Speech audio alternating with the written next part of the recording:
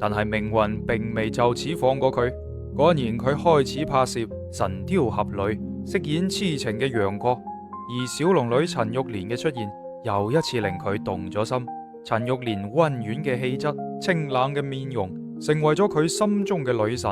佢甚至喺採訪當中直言：陳玉蓮就係我嘅理想型。但係劉德華好快就發現，陳玉蓮嘅身後企住佢一直敬仰嘅偶像周潤發。嗰一瞬間，劉德華選擇咗沉默，佢默默咁樣將呢一份悸動珍埋心底。戲散場之後，佢黯然離開。命運總係中意咁樣開玩笑，令佢一次次遇見心動嘅人，但係一次次都令佢無能為力。青春裏邊嘅遺憾總係最銘心刻骨噶，但係生活總會俾人新嘅機會。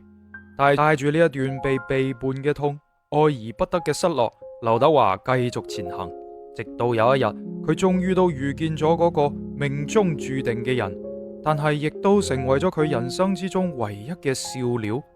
嗰個命中注定嘅人究竟係邊個？又點解令劉德華嘅人生增添咗一筆難以言說嘅笑料？一段感情係一場宿命嘅輪迴，定係命運又開咗嘅另一個玩笑？接落嚟嘅故事將會揭開劉德華情感路上最戲劇化嘅一章。第二幕，婚書一封，情深可笑，余可欣點解選擇背叛？1983年，劉德華遇到咗嗰個令佢心動嘅瓊瑤女主余可欣。余可欣嘅熱情奔放同旁人截然不同，只係半個月時間，兩人就墮入咗熱戀。喺劇組嘅日夜相處之中，呢一段感情迅速升溫，甜蜜嘅令人羨慕。嗰陣時嘅佢哋都係年少單純，愛得一往無前，甚至喺劉德華母親面前做咗一件幼稚但感人嘅事。兩人親手寫低咗一封婚書，喺紙上面鄭重咁樣簽字畫押，誓言要彼此忠誠，相守一生。雖然呢一份婚書並冇乜嘢法律上面嘅效力，但係都見證咗兩人曾經熾熱嘅愛情。可惜現實終究係抵唔過時間同埋輿論嘅洪流。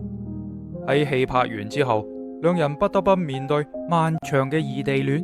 佢哋靠住書信道說住思念，但咁樣嘅感情卻係難以支撐彼此嘅未來。為咗呢一段愛情，余可欣做出咗一個大膽嘅決定，佢選擇長期留喺劉德華工作嘅地方，陪伴佢嘅左右。但係兩人嘅關係喺被媒體曝光之後，卻係引起咗軒然大波。報紙頭條嘅聚光燈，粉絲們嘅巨大反應，瞬間將余可欣推向咗風口浪尖。巨大嘅壓力面前，兩人嘅選擇逐漸分道揚鑣。劉德華堅定咁樣想要守護住呢一份愛情，而余可欣呢就選擇咗退縮，最終兩人分手。